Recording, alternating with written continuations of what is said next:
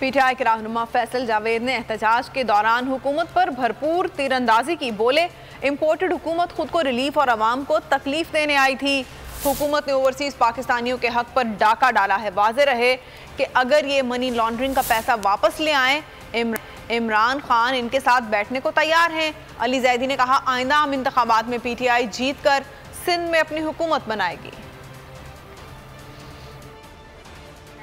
हम पुरअमन तरीके से इस हुकूमत, इम्पोर्टेड हुकूमत के खिलाफ भरपूर मुजाहरा करेंगे और इस इम्पोर्टेड हुकूमत के दिन गिने जा चुके हैं।